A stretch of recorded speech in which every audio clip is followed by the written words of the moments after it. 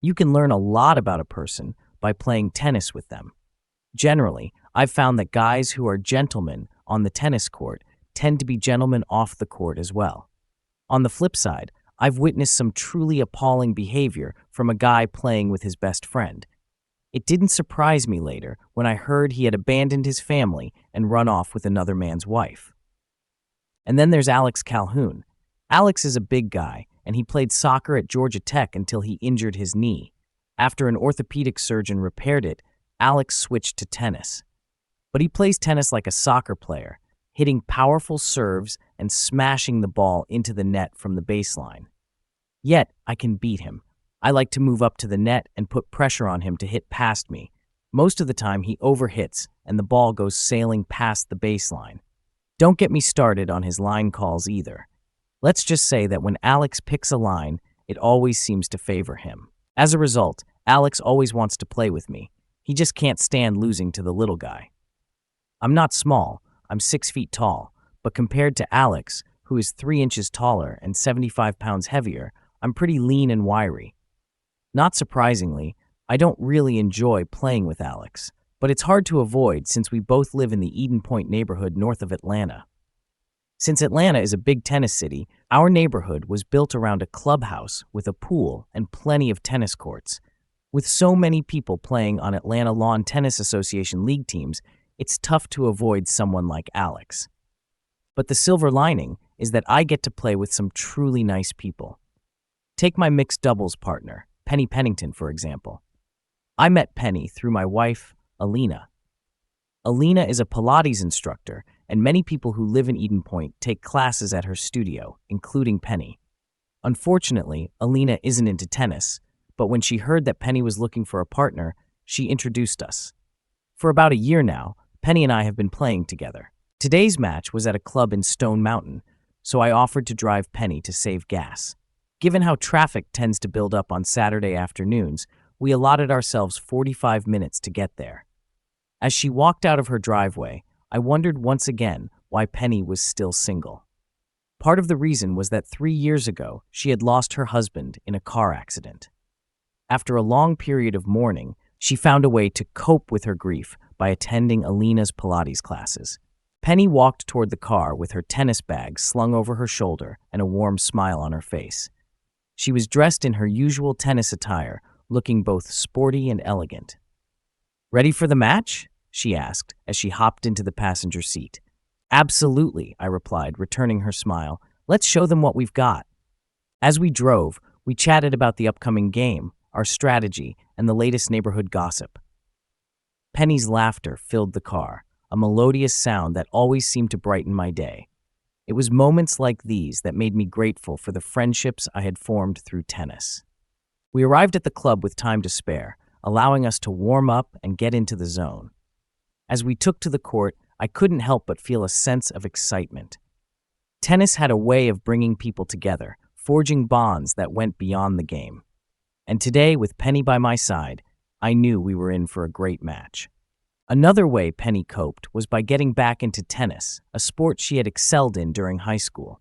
The result of all this physical activity was a trim, slender, dark-haired woman in her early 30s. I expected a woman as stunning as Penny to attract suitors like flies to honey, but she kept telling Alina that she just hadn't found the right man. "Hi, Penny," I greeted her as she opened my car door. "Are you ready to get them today?" She grinned. "Don't doubt it, Jake. I've wanted a rematch with those guys for a long time." We were discussing our strategy for the match as I pulled onto the I-2885 freeway, but our conversation was interrupted by my cell phone ringing. "Hey, Robert," I answered. "You've got to be kidding me. No, everything's great here. Damn. Okay, we'll reschedule for another day." Penny gave me a perplexed look as I took the next exit ramp and started heading home. "That was our opponent," I told her. "He said it had just rained and the courts weren't playable." Atlanta is notorious for its isolated downpours, which can flood one area of the city, while just a few miles away, the sun shines brightly. Penny was visibly disappointed. "Damn it, I was so looking forward to playing tonight." "Look," I said, "why don't we go back to the club? We can practice, and maybe there'll be someone there who wants to play." As I pulled up to the main entrance of Eden Point, I turned onto the road leading to my house. I just want to stop and pick up my check for this quarter's club dues, I told Penny. I won't be long. I parked at the curb and rushed to the front door. I'd written the check last night and left it on the dresser, so I knew where to find it. But as I walked down the hallway, I heard sounds coming from the master bedroom, sounds I wasn't supposed to hear. Oh, please do it again. Yes, like this. Ooh! That was Alina's voice. What the hell? I thought as I tiptoed down the hall and peeked through the slightly ajar door. Alina was lying naked on the bed, her legs spread wide. A man was crouched between them, mastering her with his mouth and hands as she moaned and gasped. I felt as if I had been in a car accident. I was stunned. I couldn't move. I couldn't think. Everything suddenly changed, and I couldn't understand what was happening. Then the man stood up and lifted Alina's legs high to facilitate penetration. No, this can't be happening, I thought, recognizing the unmistakable figure of Alex Calhoun. I heard her moan as he entered her. Then she cried out, "Oh God! Oh yes! Oh God!" I jerked away from the door as if I'd been punched in the gut. It was too unbearable. My first impulse was to burst into the room and pounce on him. But what would that accomplish? I asked myself in despair. They've already betrayed me, and fighting him won't change that. Besides, even if I managed to land the first blow, he's so much bigger than me that he could still beat me to a pulp. But I can't let him get away with it. Standing there, I suddenly remembered that Penny was waiting for me in the car. Oh shit! I have to get her home first before I can come back here to confront them, I thought, my mind racing. I walked back down the hallway and out the front door in a daze, feeling like I was going to throw up at any second. I looked up and saw Penny watching me through the car window, her eyes filled with concern. A moment later, I climbed into the driver's seat and started the engine. I must have looked terrible. Are you okay, Jake? Penny asked, anxiety lacing her voice as she looked at me closely. I couldn't speak. I gripped the steering wheel as tightly as I could, steering the car toward Penny's house. As I pulled up to her place, I put the car in park, and without looking at her, I said, "I'm sorry, Penny, but I can't go with you today." What happened, Jake? What happened? She asked, her concern growing. When I didn't respond, she reached over and turned off the ignition, then took the keys, got out of the car, and walked to my door.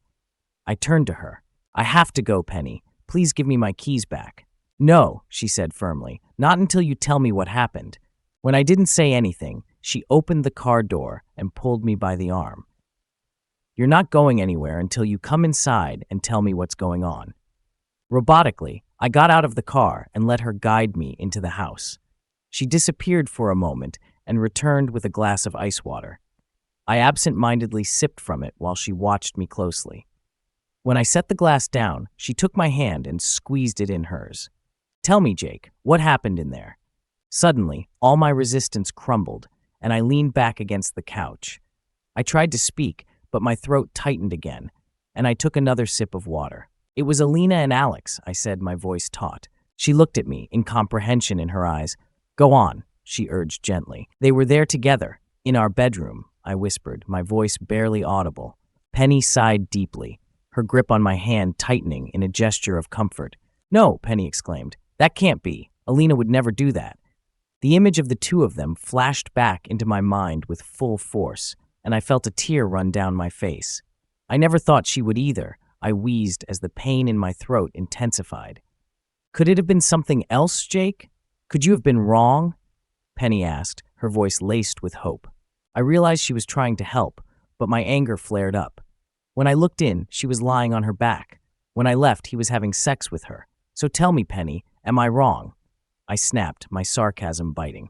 She flinched at my angry outburst. "I'm sorry, Jake.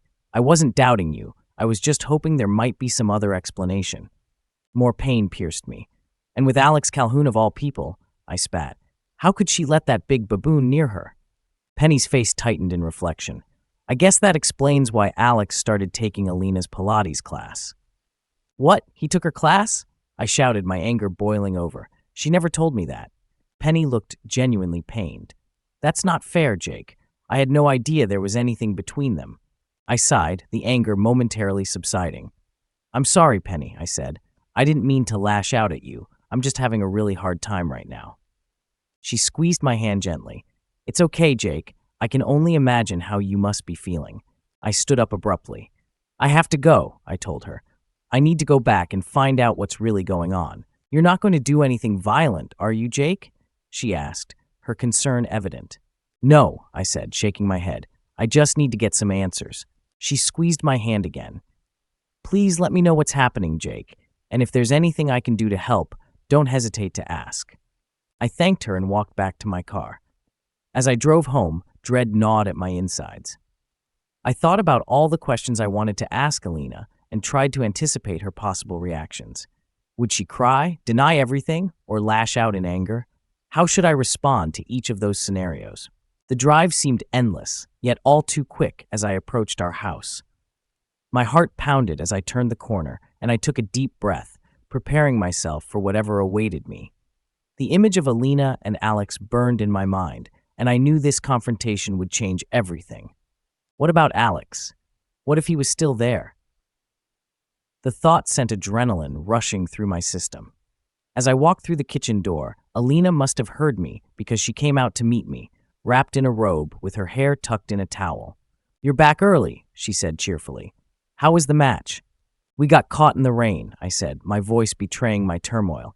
Oh, I'm sorry you couldn't play, she said sympathetically. I bet Penny was disappointed. I just stared at her, the urge for small talk utterly lost on me. They called about the rain right after we left, I said quietly. She blinked, but her expression didn't change. I'm back in the house, I told her, my heartbeat accelerating. I saw you and Alex together. Of the many scenarios I had envisioned, Alina's reaction was not what I had expected. I'm sorry you had to see that, she said evenly. Is that all you have to say? I asked incredulously. You cheat on me and you're sorry I witnessed it? You're not even going to apologize for sleeping with him. How long has this been going on? Don't you have any explanation?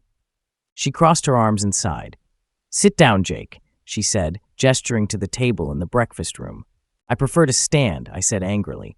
Suit yourself, she said, settling back in her chair. I stood, stunned by her complete lack of remorse. Look, Jake, we were going to tell you soon anyway, but I guess this just pushes the timeline a bit. I'm leaving you. Alex and I love each other, and I'm going to move in with him. We're going to get married as soon as the divorce is finalized. I decided to sit down, fearing my legs might give way. Before I could say anything, she jumped up and said, Wait here, then disappeared into our bedroom. She returned a few minutes later, clutching a stack of papers. She held them out to me across the table. It doesn't have to be acrimonious, she said. I don't even want any alimony from you. I took all the money out of our savings account. But it's only fair, since I'm leaving you the house. It's a lot better than you'll get if we go to court, but it's fine with me if you sign the papers and let us all move on with our lives. I looked at the stack of papers. It was a divorce petition. Have you been to a lawyer yet? I asked in amazement. What about our marriage? What happened to the last 10 years we spent together? I'm sorry, Jake. I didn't plan this. It just happened. Just accept it. It is what it is. Deal with it, I shouted. Accept that my beloved wife is having sex with that asshole Alex Calhoun in our own bed? Accept that our marriage is over? She stood up, looking mildly irritated. I'm disappointed, Jake. I was hoping for a more mature response from you. She turned and walked back to the bedroom. I sat at the table, looking at the divorce papers in front of me and trying to make sense of what was happening. If someone had asked me that morning, I would have said that I loved my wife and that we had a good marriage. Then, this afternoon, I found out that she was leaving me for another man. Talk about cognitive dissonance. In the silence, I heard the buzz of a cell phone and then scraps of conversation. He saw us, as you'd expect. That would be good. When she returned, she was fully dressed and carrying an overnight bag and a set of cosmetics. Since you brought it up, I don't intend to stay here overnight. Alex is coming to get me. We'll come back on Monday when you're at work and pick up the rest of my things. So you're leaving just like that? That's the way it should be, she said with a tone of finality. Fine, I said bitterly. What do you want me to tell our friends? She sighed. Look, Jake, Alex and I haven't done anything wrong, and we're not going to hide like criminals. We're adults. We fell in love, and we're going to be together. Tell them the truth if you want. I watched her as she moved around the house, collecting the last of her belongings with methodical efficiency. Every movement seemed rehearsed, like she had planned this exit many times in her head. My mind was a whirl of emotions: anger, sadness, betrayal. "Do you even care about what this does to me?" I asked, my voice breaking. She paused, looking at me with an expression that seemed almost pitying. "Jake, this isn't about you. It's about us finding happiness. You'll move on. You'll find someone else." Her words were like a dagger to my heart, but I swallowed the pain. "I hope you're right," I said, my voice hollow. Just then, a car horn blared from outside. "That'll be Alex," she said, glancing out the window. She walked over to me, holding out a pen. "Sign the papers, Jake. Make this easier on both of us." I took the pen, my hand shaking, and scribbled my name on the dotted lines. She took the papers, gave me a curt nod, and walked out the door without another word. As I watched her get into Alex's car, I felt an overwhelming sense of finality. The life I had known was over, and a new, uncertain chapter was beginning. I closed the door and leaned against it, trying to steady my breathing. In the stillness of the house, I felt the weight of my loneliness settle in. But there was a glimmer of resolve forming within me. This wasn't the end. It was just a new beginning. We're going to continue to have an active social life. In fact, tomorrow night, we're probably going to a reception at Eden Point. You won't have to tell anyone anything, because everyone will know about it anyway. At that moment, a horn sounded outside. Alina glanced out the window. "Alex is here," she said. "I'm leaving." Closing the door, she leaned in again and looked at me. "Just sign the papers, Jake. The sooner you do it, the better it will be for all of us." And then she left. I don't know how long I sat there, emotions flashing through me like the cars of a speeding train. One moment, I was seething with anger. The next, I was lost in memories of happier times, and then I was consumed by sadness. I told myself that I had treated her like a queen, and then wondered what I had done to push her away. "I'm better off without her," I repeated, until the loneliness overwhelmed me. The beep of my cell phone startled me, and I answered it quickly. Subconsciously, I was hoping to hear Alina's voice, but it was Penny. "What's up, Jake?" she asked. "Not very well," I replied. "She left me." "I heard," she said gently. "Did you hear that?" I asked in amazement. "Where? How?" "I'm sorry, Jake," she said sadly. "Alex was bragging about it at the club." "Oh shit," I thought. "It's already started." On Sunday, I called the captain of our men's team. There was no way I wanted to go out on the field. "Sorry, Joe," I told him. "You're going to have to cut me out of the lineup today. I have some personal issues to take care of." "Yes, I heard," he said sympathetically. "Sorry to hear about that. Good luck." I thanked him, but knew I was only in for more bad luck. I spent the entire day in the house. I must have been hiding, though it pained me to admit it. There were sports on TV, but I wasn't paying attention. My thoughts kept returning to my marriage to Alina. Why did it go wrong? I kept replaying moments in my head, trying to pinpoint the exact moment when everything fell apart. Was it something I said? Something I did or didn't do? The questions haunted me, gnawing at my insides like a relentless beast. Every room in the house held a memory, each one a testament to the life we had built together. The silence was deafening, the loneliness suffocating. I wandered from room to room, feeling like a ghost in my own home. The framed photographs on the walls seemed to mock me, their smiling faces a cruel reminder of a happiness that now felt like a distant dream.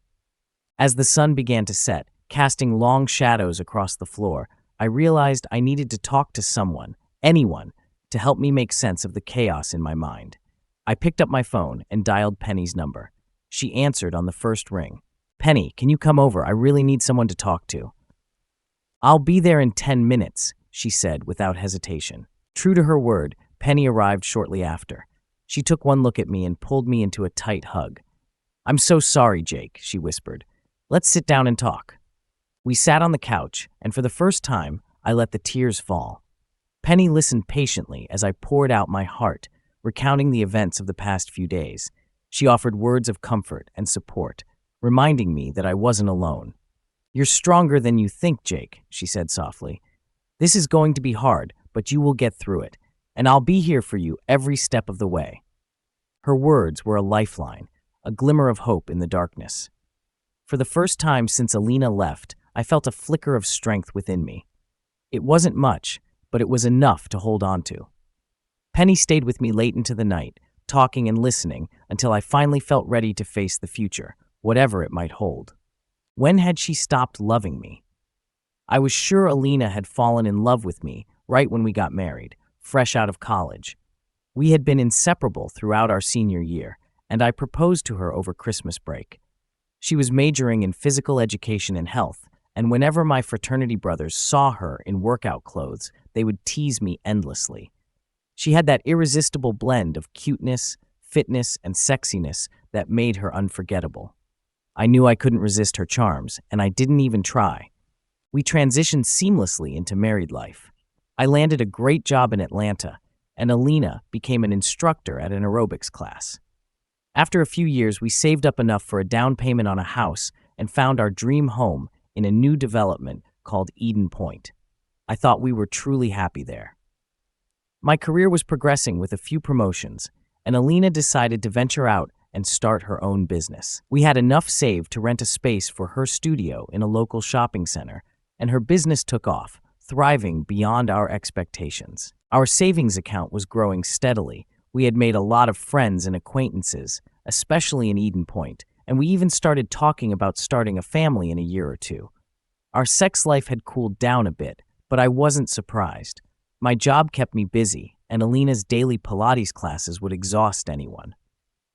Looking back, I realized things had really slowed down in the last 6 months, although I hadn't noticed it at the time. Alina seemed distracted at times, as if her mind was elsewhere. But when we made love, it felt better than ever, and I believed Alina felt the same way. Obviously, I was wrong.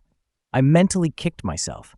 How could I have been so blind, not realizing she had another man in her life?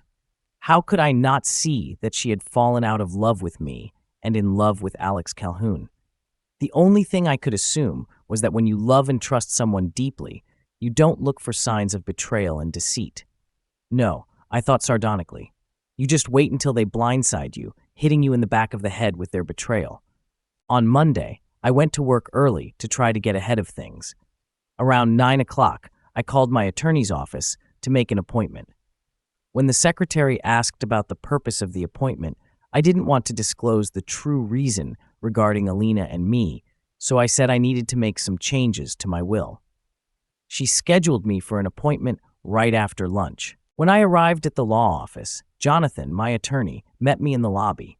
He had been a classmate of ours in college, and I had approached him when Alina and I had decided to make our wills. As we settled into his office, he looked at me with concern. "Jake, what's going on?" he asked. I took a deep breath, struggling to keep my composure. "Jonathan, I need your help with something more than just my will. Alina is leaving me. She's been having an affair with Alex Calhoun." Jonathan's eyebrows shot up in surprise. "I'm really sorry to hear that, Jake. Let's discuss what we can do. Divorce is never easy, but I'll help you through this process." I nodded, feeling a mix of relief and despair. I was grateful to have someone I could trust to help me navigate this mess. Jonathan guided me through the initial steps of the divorce process, explaining my options and what I needed to prepare. I left his office with a clearer understanding of the legalities, but my heart still felt heavy. Driving home, I couldn't shake the feeling of betrayal. How had my life come to this? The woman I loved, who I thought loved me, was leaving for another man. But now, at least, I had a plan. I was determined to move forward, no matter how difficult it would be. "Is everything all right, Jake? I understand you need to make changes to your will. You or Alina aren't sick, are you?" "Thanks for your concern, Jonathan, but it's not that bad," I told him, handing over the papers Alina had given me on Saturday. Jonathan glanced through them, sking quietly as he read. When he finished, he looked up at me with a mixture of sympathy and surprise. "I'm sorry to hear about this, Jake. Do you think there's any chance of reconciliation?" "I don't think so. She's already moved out and in with her boyfriend. She told me they plan to get married as soon as our divorce is final." He shook his head, clearly taken aback. "I never expected this. You two seemed like the perfect couple." Then his expression shifted to a more professional demeanor. "Given these circumstances, I, as your legal advisor, advise you to sign this agreement immediately." So just like that, 10 years of marriage goes down the drain? I said bitterly. Jonathan shook his head with a patient sigh. In matters like this, Jake, you have to stop thinking with your heart and start thinking with your head. I believe Alina has made you a very generous offer, much better than you will get if you decide to fight her. She may be guided in part by guilt, but the main reason is likely to incentivize you to agree quickly so she can marry her new man. Although it may seem like you're getting the short end of the stick, in reality, this is the best you can hope for if the marriage is truly over. I knew he was right. After what she'd done, I didn't want to stay married to her anyway, but it still felt like she and Alex had beaten me at a game I didn't even know I was playing. Jonathan's tone softened again, showing genuine empathy. Look, Jake, I know the lawyer Alina used. If you sign, we can file this settlement agreement in court quickly. It'll document what she's offered.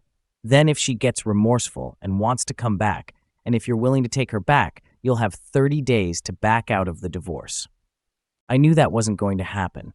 Can I borrow your pen? I asked, resignedly.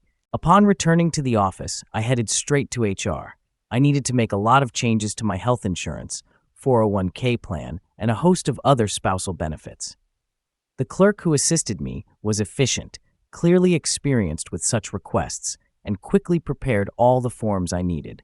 As I filled out the paperwork, the reality of my situation began to sink in. Alina was really gone, and I had to rebuild my life without her. Yet, amidst the anger and heartbreak, a small part of me felt a glimmer of hope that this fresh start could eventually lead to something better. As I was signing them, I glanced up and saw Jonathan watching me with a sympathetic expression. Guess I won't have to make an announcement in the office now, I thought wryly. That evening, on my way home, I stopped by one of the local neighborhood restaurants and took dinner to go. But when I walked into the house, I found that Alina had been there during the day and packed up everything she wanted.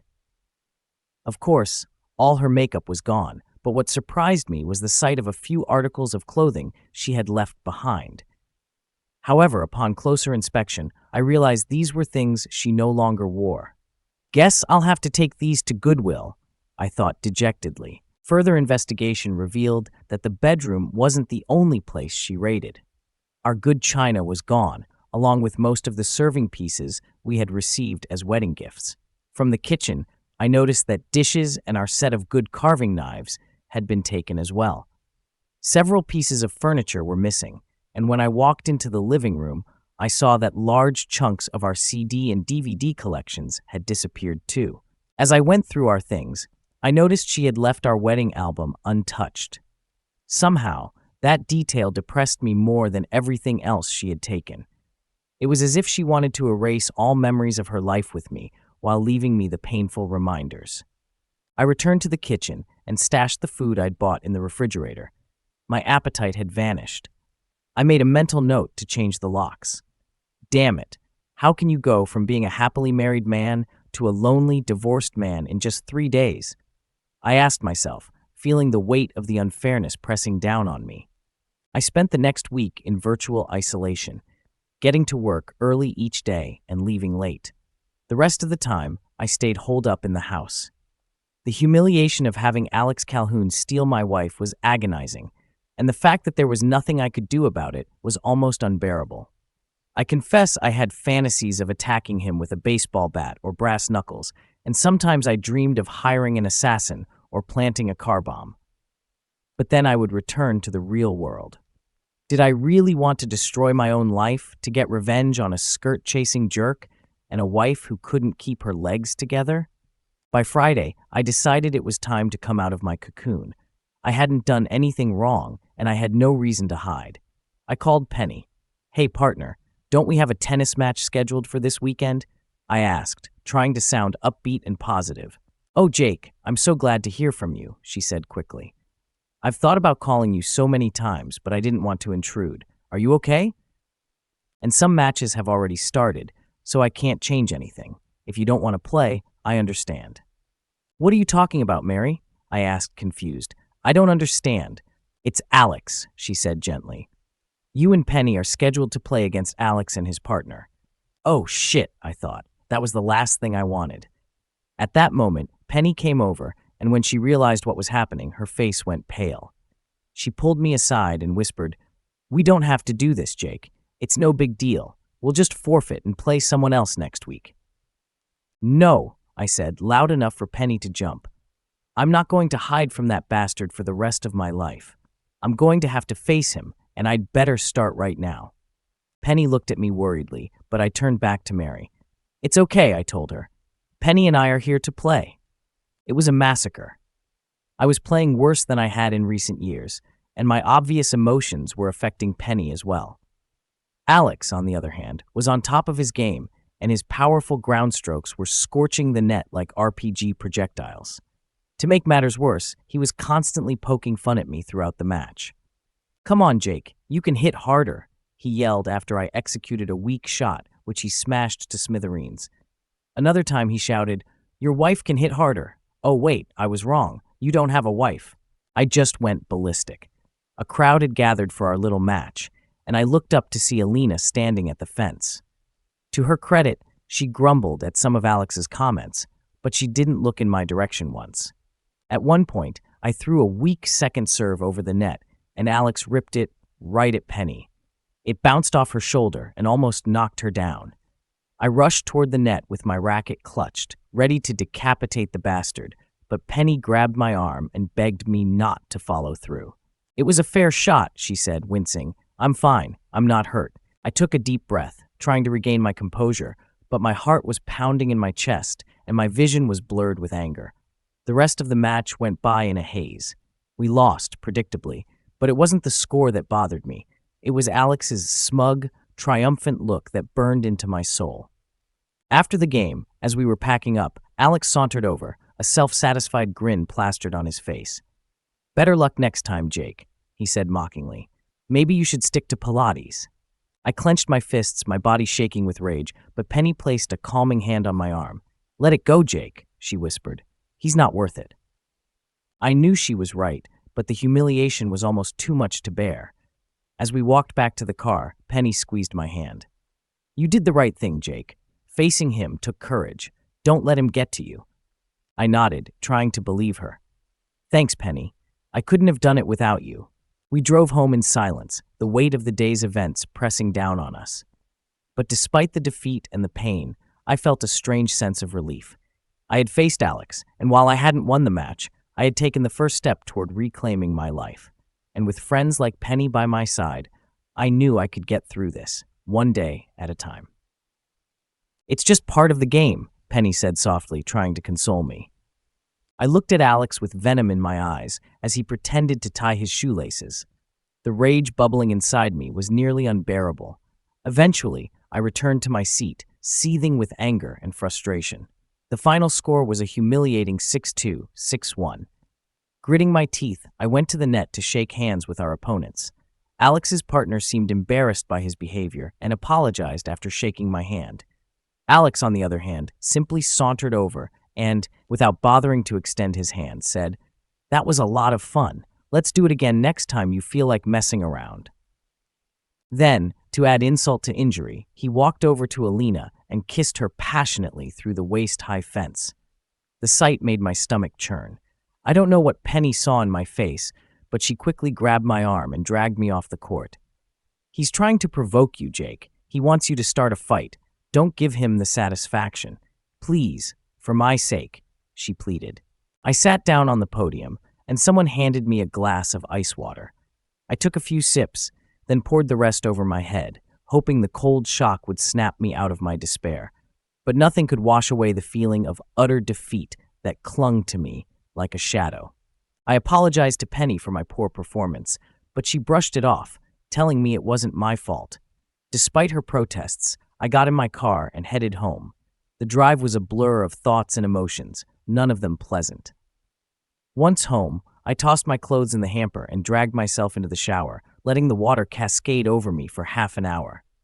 When the water finally cooled, I got out, dried off, and flopped down on the bed, feeling angry and disgusted with myself. I knew why I had lost. I had let Alex get into my head. That realization only made me feel worse. He had gotten to me, and he had gotten to Alina too, though obviously in a different way. Still, the result was the same. he had turned a loser like Alex into a big winner. I vowed to myself that I wasn't going to let Alex's bullying and Alina's betrayal break me. I would find a way to bring them both down. I just had to figure out how. As I lay there, I remembered what my old tennis coach used to tell me: play to your opponent's weaknesses. It sounded good in theory, but how could I apply it to this situation? I know myself. Once I start working on a problem, my brain keeps attacking it, even when my mind shifts to other tasks. So I let my thoughts drift, hoping my subconscious would come up with a plan. Hours later, an idea began to form. Alex might have won this round, but the game wasn't over yet. I would bide my time, gather my strength, and when the moment was right, I would strike back. Alex had exposed his weaknesses today: his arrogance, his need to show off, his belief that he was untouchable. I would use those against him. And Alina, well, she had made her choice. Now, she would have to live with the consequences. For now, I needed rest. Tomorrow was another day, and with it, the promise of a new beginning. I closed my eyes, determined to rise stronger, smarter, and more focused. This was far from over. In fact, I've often found that if I leave a problem alone for a while, when I come back to it, I can easily find a solution. That's exactly what happened in this case. I pondered the problem for a bit, then put it aside to spend most of Sunday finishing up the yard work I'd neglected. By evening, I was so exhausted that falling asleep was a breeze. When I went to work the next day, an idea began to crystallize in my mind. It will probably be expensive, I thought to myself, but if it works, it will be worth it. Around mid-morning, I decided to call one of our top salespeople. "Hey, Jerry," I said, getting him on the phone. "Any chance you'll have lunch with me today? My treat." "Of course, Jake, especially if you're buying," he replied with a chuckle. We met at a bar and grill I knew, a little rundown but with fantastic food. After we ordered, Jerry looked at me with concern. "Hi, Jake. I was sorry to hear about you and Alina. I thought you guys were doing well." "Yeah, me too, Jerry, me too. But actually, that's why I wanted to talk to you." "Of course, Jake, I'd be happy to help in any way I can." "Okay, Jerry, then here's my question. When you entertain your best clients, have you ever had to use an escort?" He looked at me strangely. "No, Jake, absolutely not. It's against company policy, and I would never do that." I leaned across the table. "Jerry, this isn't a company matter, and we're not here on business. This is strictly personal, if you know what I mean." He stared at me for a few seconds, and then a light flickered in his eyes. "Oh, I see," he said. "I guess it's been a long, dry spell for you, with your wife splitting up and you not participating in dating and all that." He paused, then leaned closer. "Sure, I know one of the best services in town. But listen, Jake, they only cater to the biggest players, you know? Their girls are incredible, but I think they might be unaffordable." I smiled at him. "Let me worry about that. Just tell me how to contact them and what to expect." And over a burger and a beer, that's exactly what he did. After lunch, I nervously reviewed the notes I had taken. I hoped I was doing the right thing. The plan was risky and far from conventional, but desperate times called for desperate measures. If this worked, it could turn the tables completely. I decided to call the service later that afternoon. My palms were sweaty as I dialed the number Jerry had given me. "Elite Companions, how can we assist you?" A smooth, professional voice answered. Taking a deep breath, I said, "I'd like to arrange a meeting with one of your top escorts. This is a very personal and confidential matter." "Of course, sir. We pride ourselves on discretion and confidentiality. May I ask for some details to ensure we match you with the right companion?" I provided the necessary information, feeling a mixture of excitement and apprehension. If this worked, it would be worth every penny. I hung up the phone, my heart pounding, and waited for confirmation.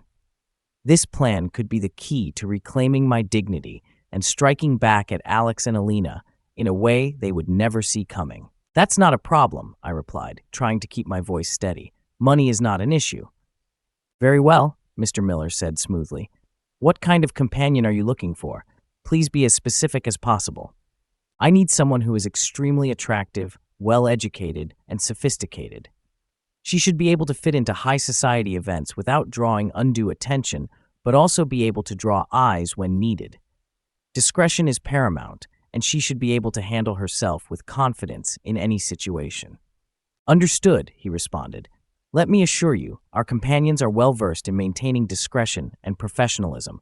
I believe we have just the right person for you. May I ask, what is the nature of these engagements? I need her to attend various social events and gatherings. Additionally, there may be times when she needs to be seen in public with me to make a statement, I explained, carefully choosing my words. I see, he replied, sounding intrigued. And may I ask, what is the primary goal of these arrangements? I need to regain a certain stature and respect. There are people who need to see me with someone of high caliber. Understood, sir. This sounds like a matter of reputation and personal standing. We have a companion who fits your requirements perfectly. Her name is Isabella. She has a background in business and social sciences, speaks 3 languages, and has experience in high society events. Would you like to meet her? Yes, that sounds ideal. When can we arrange a meeting? Is tomorrow evening acceptable? We can arrange a private dinner where you can discuss your needs directly with her. That works for me, I said, feeling a mix of excitement and anxiety. Excellent. I will text you the details shortly. Rest assured, Mr. Simmons, you will not be disappointed. The next day, as I waited at the upscale restaurant for Isabella, I couldn't help but feel a mix of nerves and anticipation. This plan was unconventional, and part of me was still questioning my sanity. But as I saw Isabella walk in, tall and elegant with an air of confidence that turned heads, I knew I had made the right choice. She was stunning, with dark, flowing hair and a smile that could charm anyone. Mr. Simmons, I presume, she said, extending her hand with a warm smile.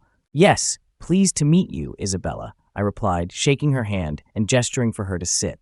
As we sat down to dinner, we discussed the details of our arrangement. I laid out my situation, explaining the recent events with Alina and Alex, and my need to restore my reputation and self-respect. Isabella listened attentively, her eyes sharp and understanding. Jake, I understand your situation perfectly, she said. I can assure you, I am more than capable of handling this. I will be by your side, and we will make sure you are seen and respected. Let's make them realize what they've lost. Her confidence was infectious, and for the first time in weeks, I felt a glimmer of hope. This was the beginning of my revenge, my comeback, and Isabella was the perfect ally. Again, using the same username and password, but it informed me that my credentials were invalid. I felt a mix of anticipation and nervousness as I waited for Rhiannon to reach out. The following day, my phone buzzed with a text message from an unknown number. Good morning, Mr. Simmons. This is Rhiannon. When and where would you like to meet? I quickly replied, suggesting a high-end cafe downtown that evening. The hours seemed to drag on as I waited, my mind racing with thoughts about what Rhiannon might be like in person. When I finally arrived at the cafe, my breath caught in my throat. There she was, standing by the entrance, looking even more stunning than her photo. She wore a sleek black dress that hugged her figure perfectly, her dark hair cascading over her shoulders. She exuded an air of confidence and elegance that turned heads as she walked in. Mr. Simmons, she asked, her voice smooth and melodious. Yes, please call me Jake, I said, extending my hand. Of course, Jake, she replied with a warm smile, shaking my hand firmly. As we sat down, we began to talk, and I was immediately struck by her intelligence and wit. Rhiannon was not just beautiful, she was articulate, knowledgeable, and genuinely engaging. We discussed my situation, and she listened intently, her eyes never leaving mine. Jake, I understand your position, she said finally. I will help you reclaim your dignity and make sure you are seen with the respect you deserve. Together, we will make them realize what a mistake they made. Her confidence was contagious, and for the first time since Alina's betrayal, I felt a glimmer of hope and determination. We agreed on a plan to attend various social events over the next few weeks, ensuring we would be seen together in the right circles. As we parted ways that evening, Rhiannon kissed me lightly on the cheek and whispered, "Don't worry, Jake, you're in good hands." I watched her walk away, feeling a strange mixture of relief and anticipation. This was the beginning of a new chapter, and with Rhiannon by my side, I was ready to face whatever came next. The following weeks were a whirlwind of events, each one meticulously planned by Rhiannon. We attended charity galas, art exhibitions, and high-profile dinners. Everywhere we went, Rhiannon made sure we were noticed. Her charm and elegance captivated everyone we met, and it wasn't long before the whispers started. Who's that with Jake Simmons? Isn't he the one whose wife left him for Alex Calhoun? Yes, but look at him now. He's certainly moved up in the world. The plan was working perfectly. I could see the change in the way people treated me, and I knew that Alina and Alex were hearing the same whispers. It was a subtle but effective form of revenge. Rhiannon's presence made me feel like a new man, and I was starting to believe that I truly deserved better than Alina. One evening, as we were leaving a particularly glamorous event, Rhiannon turned to me with a serious expression. "Jake, I think it's time we took the next step," she said. "What do you mean?" I asked, intrigued. "We need to make a more public statement, something that will be impossible for them to ignore. How about a weekend getaway, somewhere luxurious where we can be seen together, enjoying ourselves?" I nodded, realizing she was right. "Let's do it," I said, and so our next adventure began. With Rhiannon by my side, I felt unstoppable. This was no longer just about revenge. It was about reclaiming my life and my self-worth. And with each passing day, I grew more confident that I could do just that. Again, but this time the welcome screen didn't recognize my username and password, and after a second attempt, I was thrown back to the homepage.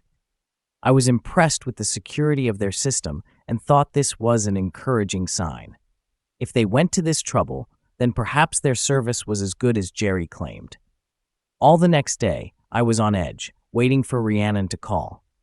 At one point, I even considered backing out of the deal. My little plan was going to cost a lot of money, and there was no guarantee of success.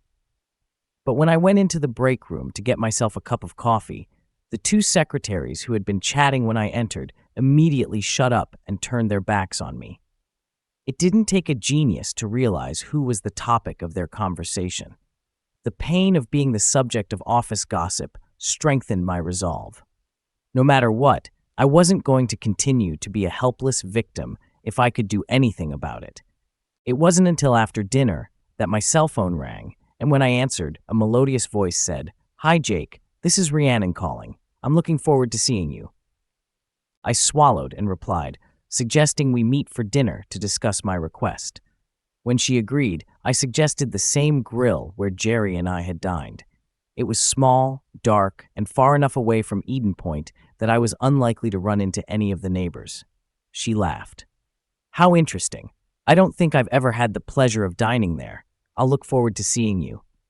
With those words, she hung up the phone. Here we go, I thought. The grill wasn't too busy on this weeknight, which was one of the reasons I'd chosen it, and the low lighting also suited my purposes.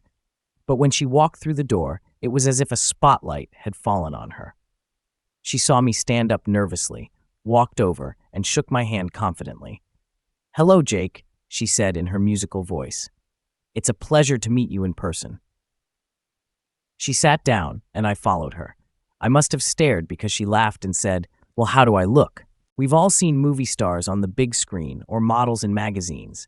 They are gorgeous, but they are not real." But now I met one of them in person, and the impression was overwhelming. The young woman sitting across from me was simply stunning.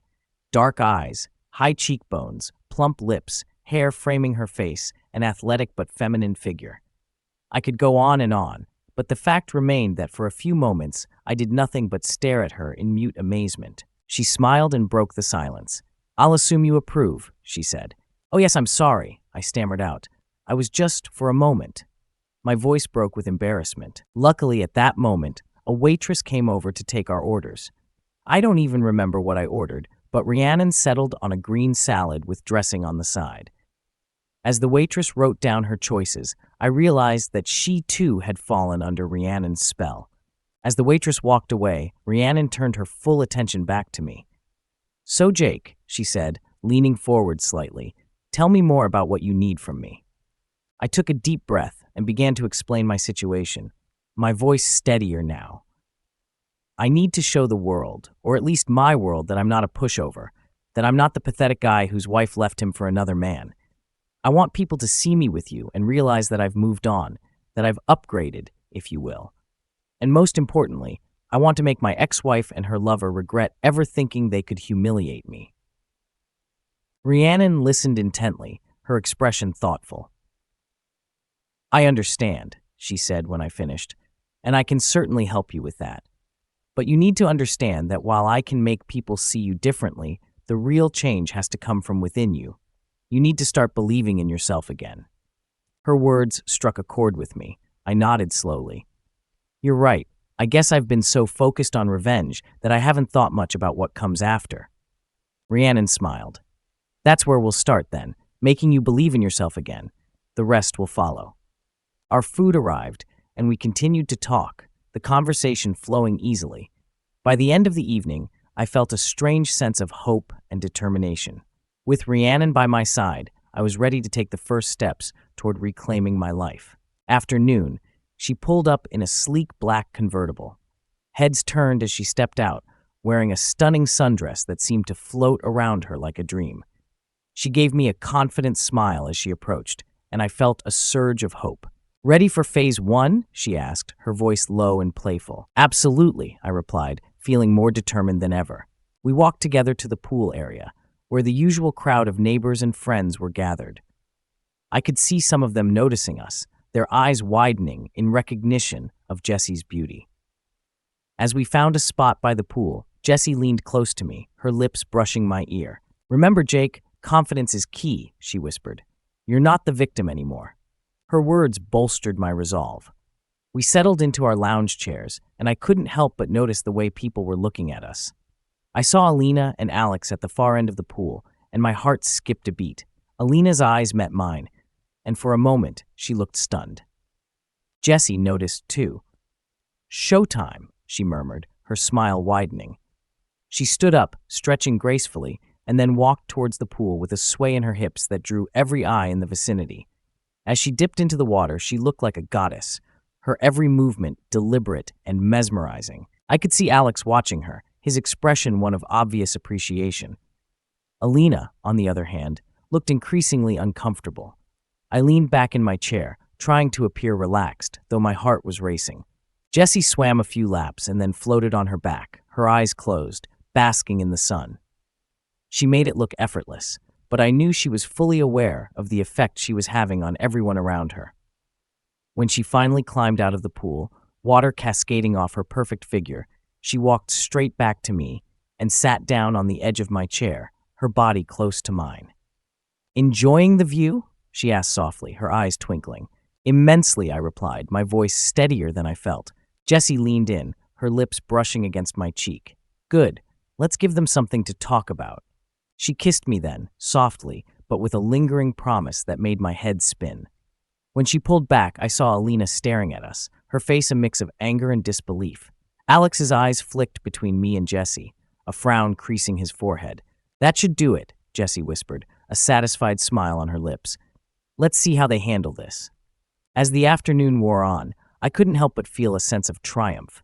Jessie's presence was having the desired effect, and I could see the cracks forming in Alina's and Alex's confident facades. By the time we left the pool, I felt lighter, more hopeful than I had in weeks. "Thank you," I said to Jessie as we walked back to her car. "This is just the beginning, Jake," she replied, her smile radiant. "We're going to make sure they regret ever underestimating you." I nodded, feeling a new sense of determination. With Jessie by my side, I was ready to take on whatever came next. After noon, a sleek BMW Z4 pulled up to my driveway. Jessie stepped out, carrying a small bag, and when I raised my eyebrows, she smiled and said, "My swimsuits." She looked around the neighborhood with an amused expression. "So this is the suburbs. Do you like it here?"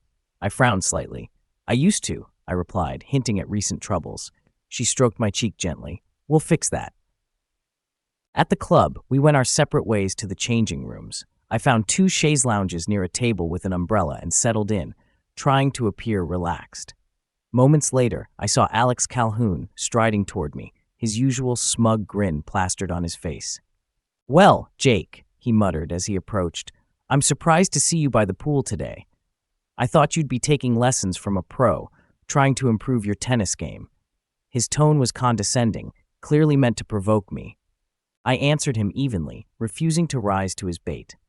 "No, Alex. Today my girlfriend and I are just going to lounge by the pool and enjoy the sun." Alex's eyes widened in mock surprise. "Oh, you have a girlfriend now? I'd love to meet her." His voice dripped with skepticism. By now, our conversation had drawn the attention of several club members, which was exactly what I had hoped for. "You're in luck, Alex," I said, nodding toward the door of the women's locker room. "Here she comes." All eyes turned as Jessie emerged. She was a vision, her one-piece swimsuit shimmering in the sunlight. To my astonishment, it was made of a silvery material that clung to her body like a second skin, accentuating every curve. The swimsuit was unlined, creating an effect as though it had been painted on her. She wore stiletto heels that highlighted her toned calves and thighs, adding an extra layer of allure to her already stunning appearance. She walked toward me with a confident, seductive stride, her hips swaying slightly with each step. The crowd fell silent, mesmerized by her presence. When she reached me, she entwined her arm with mine, pressing her body against my side, and kissed my cheek softly. "Great spot, honey," she cooed, her voice dripping with affection. Then she turned her attention to Alex, who was staring at her, slack-jawed. "Who's your friend, Jake?" I glanced at Alex, barely suppressing a grin at his dumbfounded expression. "Jessie," I said. "This is Alex. Alex, meet my girlfriend, Jessie." Alex's mouth snapped shut, and he quickly extended his hand. "Nice to meet you," he stammered, clearly flustered. Jessie shook his hand with a polite smile. "Pleasure to meet you, Alex." The surrounding club members exchanged glances, whispering amongst themselves, and I could feel the shift in the atmosphere. Alex was visibly rattled, and I felt a surge of satisfaction. This was just the beginning of turning the tables, and Jessie was proving to be the perfect ally. "Welcome to Eden Point," Alex said rather grandly. "If there's anything I can help you with, please don't hesitate." Jessie smiled sweetly. "Oh, how sweet!" She turned to me and asked playfully, "Is everyone here as cute as Alex?" I replied sharply, "No, Alex is unique." She smiled at him again. "Thank you so much for making me feel at home." When he remained standing still, she looked down with a smile. "You can let go of my hand now." "Oh," he said, embarrassed. "Well, I must be off. I hope I'll see you again, Jessie. I hope we'll see each other again." With those words, he awkwardly turned away and walked back to the other side of the pool, glancing over his shoulder a few times as he went. I looked in that direction and noticed Alina sitting with her arms crossed. She didn't look happy. Jessie and I settled into the chaise lounges. She took my hand and pulled me closer so I could whisper in her ear. "I think that went pretty well." I squeezed her hand. "You were perfect," I assured her. She smiled and gave me a quick kiss on the lips. Though it was meant to be friendly, I could still feel her lips 15 minutes later. Then she stretched out on the chaise lounge face down. "Put some suntan lotion on me, will you, Jake?" As I happily complied, I was sure I heard male groans nearby. For the next few hours, everyone at the pool seemed to pass by us to get a glimpse of my stunning new girlfriend. I knew for a fact that all of my male teammates stopped by, and after exchanging a few cheerful words, I made sure to introduce them to Jessie. She was gracious to each of them and chatted as if they were old friends. At one point, I leaned over and whispered in her ear, "You should have gone into politics." She only smiled and winked at me. In my line of work, I'm only one step away from that. I chuckled. When all was quiet again, she leaned toward me. "Which one is she?" I knew exactly who she meant and pointed her to Alina on the other side of the pool. "All right," she said, "leave it to me." She put on her high-heeled shoes and, clicking her heels, walked over to the side of the pool where Alina was lounging. Bending at the waist, she removed her shoes and gracefully dove into the shallow water. Upon surfacing, she bowed her head forward and then quickly threw it back so that her hair formed a graceful arc over her head, splashing water in the air in a fan shape.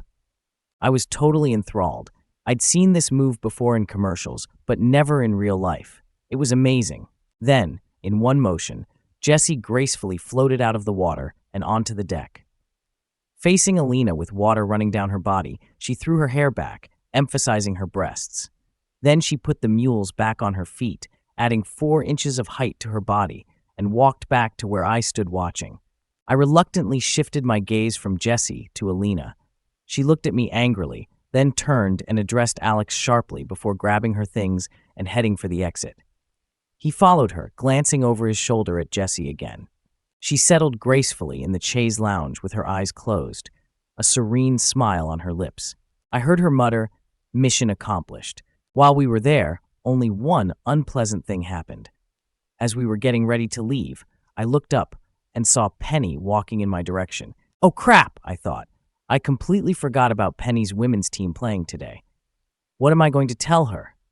Hi, Jake. It's so good to see you outside again. Maybe we can meet up and play some more. She stopped abruptly as Jessie stood up and grabbed my hand. Oh, Penny said, surprised. Who's that? This is Jessie, my companion, I said awkwardly. Penny blinked and looked at Jessie in silence for a while. Then she held out her hand. I'm Penny, she said. Nice to meet you. She turned to me again. I need to clean myself up. I'm pretty dirty after our match tonight. See you around, Jake. She then turned and ran off before I could think of what to say. Who was that? Asked Jessie curiously. That was Penny Pennington, I told her. She's my mixed doubles partner. Interesting, she replied.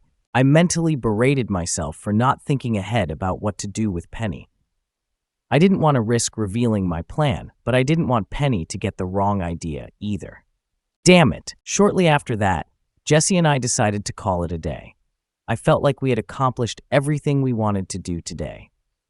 As we were leaving the pool, I swear I heard the level of conversation rise noticeably. When we got back to my apartment, I let Jessie use the shower while I dried myself off and reflected on the day.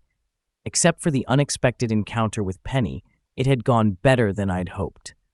I'd shown Alina that I wasn't going to sit around and mourn her leaving for the rest of my life. More than that, I showed her that not only could I replace her, but that I had grown a great deal myself. Let her reflect on that for a while, I thought triumphantly. So how do you think it went? I heard a voice ask me from behind. Turning around, I saw Jessie standing there, wrapped in a bath towel. You were great, I replied enthusiastically. You were everything I hoped for and more. She did something with her fingers, and suddenly the towel slipped to her feet. Would you like to celebrate? She asked coquettishly. For a moment I froze, unable to breathe. Everything about her was absolutely perfect. Her breasts sat high and proud, not huge but well proportioned. Surprisingly, her areolas and nipples were pink, not brown. There wasn't an ounce of fat on her. On the contrary, her abdominal muscles were well developed and inevitably drew my gaze to her Venus bump, smooth and completely bare. From there, her legs, strong and perfectly formed, seemed to stretch endlessly. I gasped and realized I was holding my breath. Pulling myself together, I stepped towards her, bent down, and handed her the towel she had dropped. I'm sorry, Jessie. It's just not a good time, she smiled. Okay, I was just checking. She threw the towel over her shoulder and stepped away from me. Oh my God, how did I not get a good look at her ass before? When she returned, she was already dressed and had packed her bag. Thanks for today, Jake. I'll see you soon, she said with a wink. As she left, I couldn't help but feel a mix of triumph and confusion. Everything had gone according to plan, but now I had to figure out how to deal with Penny and what my next move would be. The game was on, and I was determined to win. I handed her a sealed envelope. Thank you, I said fervently. Today was exactly what I wanted. She tilted her head amusedly again and looked at me. Do you want to go back to Alina? She asked suddenly. I shuddered. No, I said firmly. This wasn't some one-off error in judgment or loss of control. She deliberately threw me away like junk she didn't need. I would never, under any circumstances, take her back. That's what I thought, she said, but I was just wondering. Anyway, are we still on for next week? Oh, sure, I said with a wide grin. During the week, I made sure to go to tennis practice at the club. I wanted everyone to know that I had stopped hiding. Glad you're back out on the field, our team captain told me. My teammates greeted me with pats on the back and wide winks. Behind me, I heard someone say, "Lucky son of a bitch." I smiled. I knew the impression Jessie could make. A couple of days later, I returned to the court for mixed doubles practice, but Penny was nowhere to be found. Our captain told me that she had called in sick. When I got home from practice, I called her right away. Are you okay, Penny? I asked. It's not like you to be sick. Oh, nothing serious. It's probably just a little bug going around. Can I get you anything? I asked. I'd be happy to bring you some. No, she said sharply. I mean, thank you, but I don't want anything. Anyway, it's best if you stay away. I don't want you to get infected with what I have. Well, okay, I said hesitantly, but if you get worse, call me right away. I'm worried about you. She made me a vague promise, and then said she needed to rest, so I let her go. I wasn't happy about it. Penny had always been so healthy and vital. It alarmed me to think there might be something wrong with her. And our little run-in at the pool last Saturday probably didn't help, I thought. I still felt like I couldn't tell her about my honey trap for fear of ruining things, but I just hated giving Penny the wrong impression. I hope she forgives me when this is over, I thought. The next step in my plan was scheduled for that weekend. The club was having a dinner, and Jessie and I planned to perform at it. When she arrived at my house, she was dressed very differently from the last time we'd met. "Wow, you look like you just stepped out of a fashion magazine," I said, looking at her. She was wearing an ordinary outfit consisting of a skirt, a casual jacket, and a blouse. But although it all looked casual, the fabrics, styles, and accessories screamed haute couture. She curtsied like a little girl. "Thank you, kind sir. Actually, Nordstrom's just got them," she said, "but don't worry if you're not familiar with the labels. My main target today is the ladies, and one lady in particular." "Well, I can't speak for the wives, but I think you'll still have a great influence on the men," I told her sincerely. As we pulled into the parking lot in front of the clubhouse, Jessie turned to me and said, "We need to change tactics a bit today. We need to split up and socialize with everyone here. That will allow me to do what I need to do." I nodded. "Got it. Just let me know if you need anything." We entered the clubhouse, and I immediately felt the buzz of conversation dip as people noticed Jessie.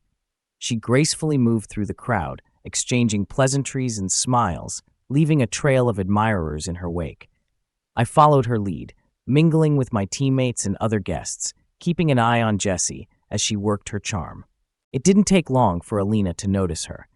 Jessie made sure to make her way over to where Alina and Alex were standing. I watched from a distance as she engaged them in conversation, her posture relaxed and confident. Alex looked uncomfortable, while Alina's expression was hard to read. After a while, Jessie excused herself and floated back towards me. "They're on edge," she whispered, her eyes sparkling with mischief. "Especially Alina. I think she's starting to realize what she's lost." I couldn't help but grin. "Good. Now let's enjoy the rest of the evening." We spent the next few hours mingling and enjoying the dinner. Jessie continued to work her magic, charming everyone she met. By the end of the night, I felt more confident than I had in a long time. As we left the clubhouse, I knew we were on the right track. Back at my house, I thanked Jessie again. "You were amazing tonight. I couldn't have asked for a better partner in this." She smiled warmly. "I'm glad I could help. We'll get through this, Jake. Just remember to stay strong and keep your eyes on the prize." With that, she gave me a quick hug and left. As I watched her drive away, I felt a renewed sense of determination. This was just the beginning, and I was ready for whatever came next.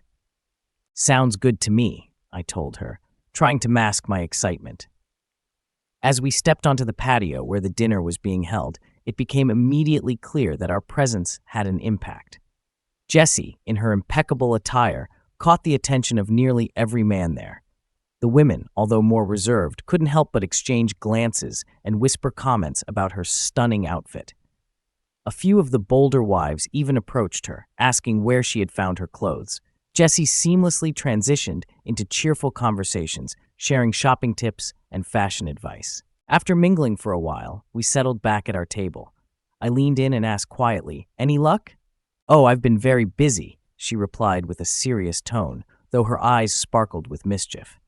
"I've been gathering insights on what the wives think about the whole situation with you, Alina, and Alex. More importantly, I've been making your ex's life miserable. I even flirted a bit with her fiancé, and she clearly didn't like it." I couldn't help but grin. Jessie had an uncanny ability to push all the right buttons. As I was chatting with one of my teammates, I noticed Alina walking by, glaring at me. Intrigued, I followed her to see what she wanted. When she turned to face me, her cheeks were flushed with anger. "Looks like you're wasting no time getting back into the dating game," she said huskily. "I didn't realize there was a mandatory waiting period," I replied sarcastically. "Yeah? Well, I don't think you're up to par on this one, Jake. Where the hell did you find her? I never met her when we were married." "I met her through work," I replied simply. "I'd be careful if I were you. She looks like more than you can handle. I couldn't resist. You're wrong, Alina. I practice with her every chance I get. Is that so? She retorted hotly. Then you'd better keep her away from Alex. With that, she stormed off. I smiled to myself, feeling a sense of satisfaction. Everything was going exactly as I had hoped. Just then, I spotted Penny carrying a tray of food. I knew she was on the entertainment committee, but I hadn't expected her to come tonight, given her recent illness. I rushed over to her and grabbed her hand. She blushed at my touch. I'm so glad you're feeling better, I told her. You should have called me to let me know you were well enough to come tonight. I guess I wasn't sure until the last minute, Jake. Besides, I figured you'd be here with your new girlfriend, and I didn't want to bother you. As she spoke, Jessie walked by, laughing and talking with one of my teammates. Penny's eyes followed her, and she continued with a frown. And I see I was right. She started to walk away, but I grabbed her arm again. Wait, Penny, we need to talk about our next match. She hesitated, then made a decision. Jake, I've had a lot on my plate lately, and I've decided to drop the mixed pairs and focus on the women's team. I was stunned. You can't do this, Penny, I whispered urgently. You're my partner. Who will I play with? Penny glanced over my shoulder, and when I turned, I saw Jessie standing there, watching us intently. You'll find someone, Jake, Penny said softly. Now, please let me go. I need to put the food away. Her words hit me harder than I expected. I released her arm, feeling a pang of guilt and frustration. As Penny walked away, Jessie approached, her expression curious. Is everything all right? She asked. I sighed. Penny just quit the mixed doubles team. I think I might have messed things up with her. Jessie gave me a sympathetic look. You were doing what you thought was best. Sometimes people just need time. She'll come around. I hoped she was right, but doubt gnawed at me. We spent the rest of the evening making small talk and socializing, but my mind kept drifting back to Penny. I needed to find a way to fix this. When I let go of Penny's hand, she rushed away, her face a mix of frustration and hurt. Jessie took my hand and led me to a vacant table. Once we were seated, she leaned over and whispered, "Just so you know, this girl is in love with you." What?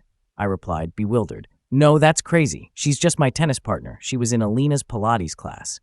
And if I'm not mistaken, Jessie continued, ignoring my protest, you might be a little in love with her too. No, I protested again. You're wrong. She's just a good friend. Maybe, she said skeptically. Anyway, I think we've done all we can for today, so let's get out of here. Back at my house, curiosity got the best of me. I asked Jessie to tell me what had happened with Alina and Alex. She gave me a smug smile as she recounted the events. I walked over to where their food was spread out and sampled it, making complimentary remarks. She began. Alina was clearly not pleased by my presence, but there was little she could say. Then I told her how much I liked her outfit, and she was compelled to return the compliment. This gave me the opportunity to tell her where I bought it. I could see the recognition in her eyes and realized how much the outfit must have cost. She didn't say anything, but her eyes were almost green with envy. That sounds like Alina, I said, shaking my head. She's definitely into fashion and prides herself on her taste in clothes. Just then, Jessie continued, one of the other ladies asked Alina to help her in the kitchen. Although she didn't want to do it, she had to leave me alone with Alex. As soon as she left, I went over and tried another sample of their dish. As she spoke, Jessie mimicked her actions from earlier, making my pulse quicken. She straightened up and grinned, clearly realizing the impression she had made on me. Once I got Alex's attention, I started flirting with him in earnest. I asked him if he played soccer, which gave him a chance to show off. While he was bragging, I walked over and stroked his chest. I commented on how much bigger he was than you and said I like big men. She giggled. I thought he'd do it right there at the table. Wow, I said, shaking my head. No wonder Alina was so hostile. I'm doing the best I can, Jessie said with obvious false modesty. And I can't believe Alex would believe you're hitting on him, I added. She smiled derisively. Guys like Alex are so self-absorbed that it wouldn't occur to them to question a woman's interest. The irony is that they're usually the worst lovers. I grinned. If what Jessie had said was true, it would serve Alina right. I handed her the envelope. Do you think we're ready for the next stage? Definitely, she said. The dance at your club will be perfect for what we have planned. Then she turned and headed for the front door. "What? No seduction attempts today?" I asked with a smile. She grinned over her shoulder. "I wouldn't have thought so." Then she turned and gave a slight jerk of her hips, making my loins quiver. When she left, I opened a can of beer and sat down to think about what had happened. On the one hand, I was very pleased that the honey trap had worked. Even though Alina didn't want me anymore, I knew she wasn't too pleased with how quickly I'd found someone to take her place, and even more upset that her replacement was so much hotter. On the other hand, Penny's reaction had thrown me off balance. I hadn't anticipated her withdrawal, and it left a sour taste in my mouth. I couldn't help but feel a pang of guilt. Penny had always been there for me, and I hated the thought of hurting her. But this plan with Jessie was crucial to my sense of justice and self-worth. I had to stay the course, at least for now. I hoped Penny would understand and forgive me in the end, than Alina would ever be. This pleasant realization was overshadowed by the persistent guilt gnawing at me regarding Penny. Could Jessie be right? I pondered. Did I really have feelings for Penny? From the moment Alina introduced us, Penny had captivated me. Her slim, athletic figure and graceful movements caught my eye, and her outgoing, intriguing personality held my attention. But out of loyalty to Alina, I had always maintained a strictly platonic and tennis-focused relationship with Penny. Besides, she was grieving the loss of her husband, and I was certain she needed a friend more than anything else. However, Jessie's words kept replaying in my mind. Could Penny actually have feelings for me? If so, why was she avoiding me? And why did her avoidance bother me so much? More perplexingly, why was I constantly resisting the advances of the sexiest woman I'd ever met? Was it because of my feelings for Penny? Unable to find any answers, I finally gave up and went to bed. I decided to stick to my plan, focusing on what lay ahead. The annual spring dance at the club was a much-anticipated event, always drawing a large crowd. The women used it as an excuse to dress up, and the men, though begrudgingly, donned their best suits and ties. I was counting on Alex and Alina to attend, and I was curious to see Jessie's choice of attire for the evening. So, I was both surprised and disappointed when she arrived in jeans and a t-shirt. Although the jeans were the tightest I'd ever seen, and the t-shirt clung provocatively to her brayless chest, I had expected something more formal. My disappointment must have been evident because she stroked my face as she walked past me. "You didn't think I'd risk my dress by coming here, did you? Let me use your bedroom for a bit, and then I'll be ready." I had already donned my sport coat and pants, and I paced impatiently while she changed. "Damn," I thought with a grin. "We're like an old married couple." A few minutes later, I heard her call out, "Jake, can you come in here? I need your help with something." I opened the bedroom door and was greeted by a sight that took my breath away. Jessie stood there in the sexiest lingerie I'd ever seen. The chocolate brown strapless bra and panties, trimmed with white lace, highlighted her curves and the enticing hollow between her legs. The matching dark brown stockings, held up by a garter belt, accentuated her most intimate areas. She took a half step in her stilettos and turned, revealing that her panties were a thong, showcasing the full cheeks of her ass. Turning to face me again, she asked with a sly smile, "Will I do?" I couldn't help but step towards her, but she stopped me with a smile and a raised hand. "No, not now. We can't afford to mess this up. Now that I have your approval, get out of here and let me put on my dress." I staggered back to the den, still in awe of her. When she reappeared a few minutes later, she wore a strapless dress in the same whitish color as the trim on her lingerie.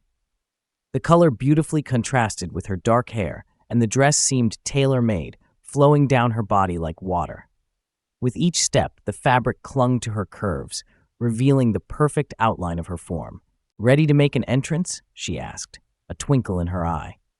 I nodded, knowing that tonight would be unforgettable. The relief of her hips was accentuated by the dress, and when she turned, her buttocks curved out in crisp detail. The slit in the side of her dress reached all the way up to the top of her stockings, and when she stood to the right side, her perfect leg was exposed to stunning effect. Of course, it didn't help that I knew exactly what she had under her dress. I swallowed hard. "I think you might cause a few heart attacks tonight," I told her, and I wasn't kidding. She just smiled at me and held out her hand so I could walk her out the door. The club's patio area was cleared for dancing, with paper lanterns hung overhead. It was a little gaudy, but I liked the effect of the soft lights and tinkling music. Jessie slid into my arms to dance, and I wasn't surprised to find that she was a much better dancer than I was. As we moved together, she rested her head on my shoulder, and in that moment, I decided that I didn't care that she was a working girl. I just enjoyed the feel of her body next to mine and the pleasure of her company. She lifted her head and backed off far enough to look at me. You know, this suburban life isn't so bad. A girl could get used to it. Before I could answer, she tensed up. Uh-oh, battle stations! I turned and saw Alex Calhoun heading our way, dragging an obviously reluctant Alina behind him. Hello, Jessie. Hello, Jake, he muttered.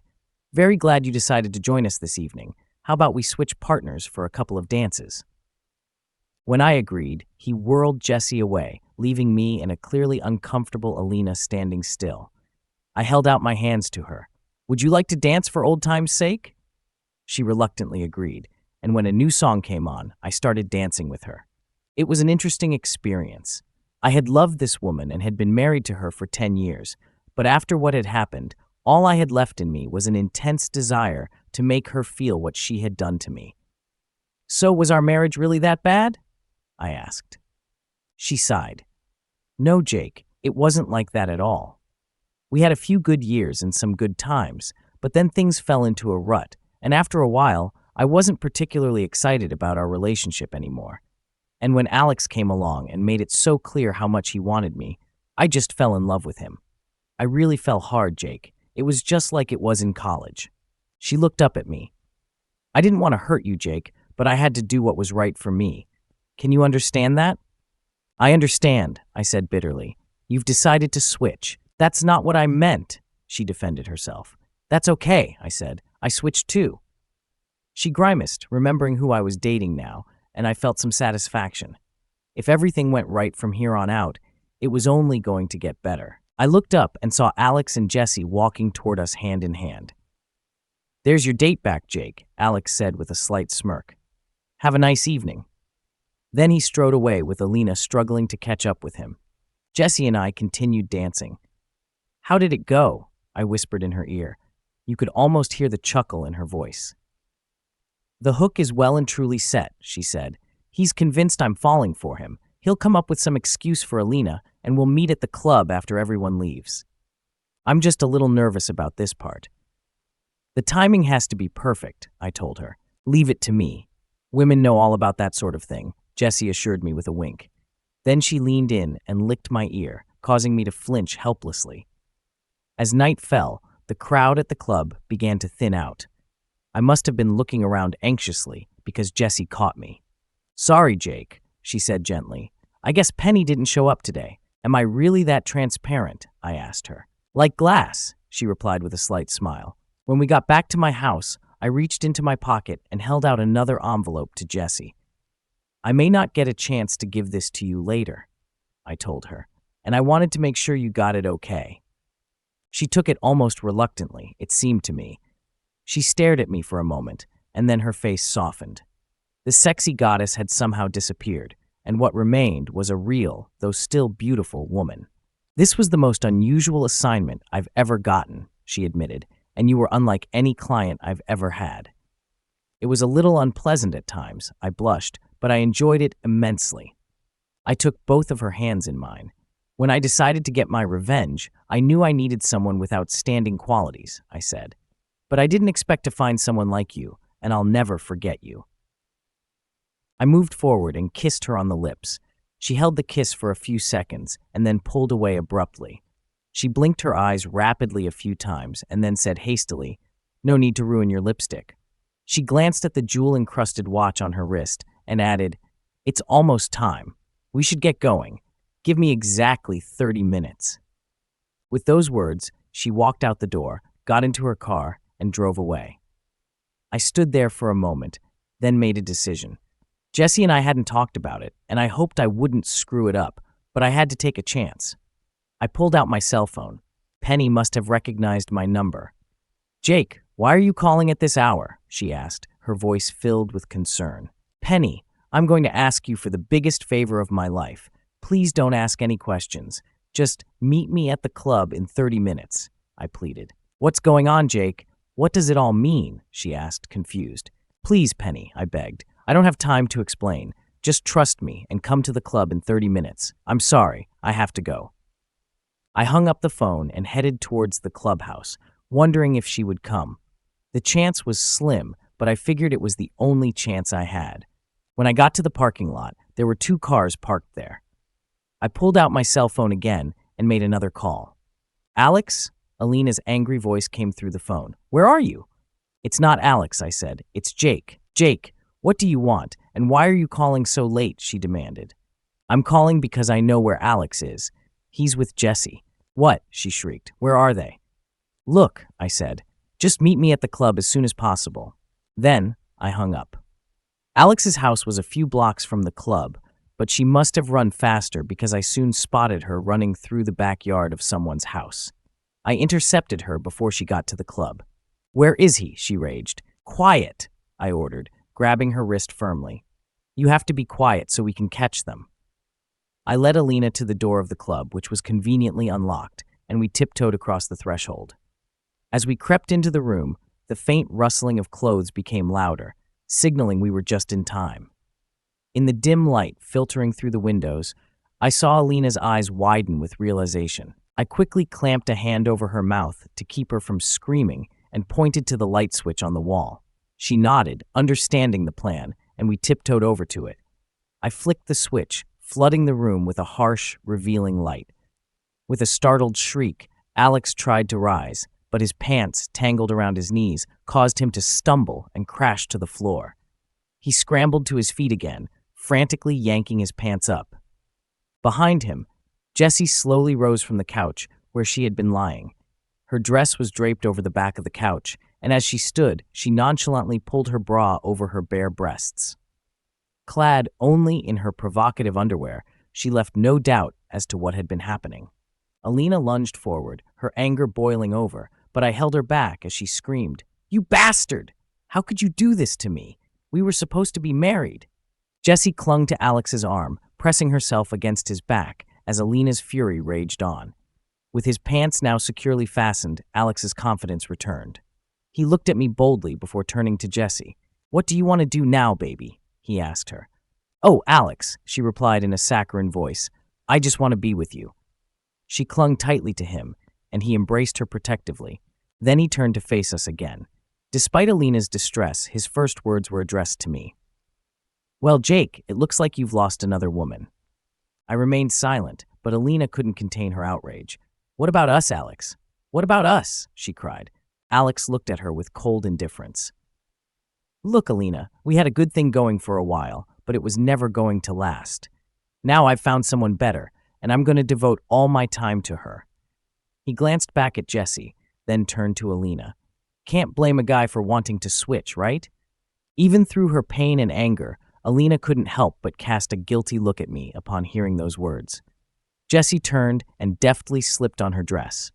Then she wrapped her arms around Alex's neck and kissed him deeply. Come on, baby, let's get out of here, Alex said, pulling her toward the door. You go ahead, Alex, she said. I have something to tell Jake. Besides, I don't want to leave my car here. I'll meet you at the bar. She reached into her purse, pulled out a piece of paper, and scribbled an address. I'll be right there with you, honey, she added, stroking the front of his pants and giving him a passionate kiss. Alex looked at her doubtfully. Are you sure you're going to be okay? He asked. I'm sure, darling. Jake won't hurt me. He's not that kind of guy. Yeah, Alex grinned. I guess you're right. With one last lingering kiss, he turned and left.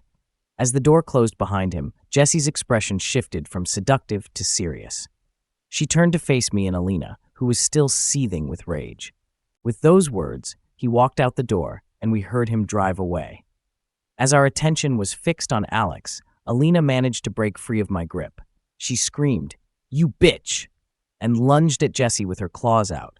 Instead of flinching, Jessie calmly stood her ground. As Alina caught up with her, Jessie took a quick step to the side, grabbed one of Alina's outstretched arms, and deftly twisted it behind her back. She winked at me. I knew self-defense lessons would come in handy. she said. When Alina continued to resist, Jesse told her sharply, "If you don't calm down, I'll be forced to dislocate your shoulder." Alina stopped resisting, and Jesse pushed her away to face her. "Listen, Alina, there are a few things you need to know," she said. "I don't give a damn about your Neanderthal ex-fiancé, and I have absolutely no intention of joining him at the bar he's headed to." Alina was stunned. "But why? Why did you seduce him?" "Because that's my profession. I'm a paid escort. I've had dozens of guys like Alex. They all think they're God's gift to women and are always on the lookout for the next piece of ass. Do you think he loved you? The only thing he really loved was the opportunity to finally beat Jake at something. I'm sure he liked having sex with you, but he liked the idea of beating Jake even more. So Jake hired me to get a little revenge on Alex and at the same time show you what it's like when a lover is unfaithful. It hurts, doesn't it?"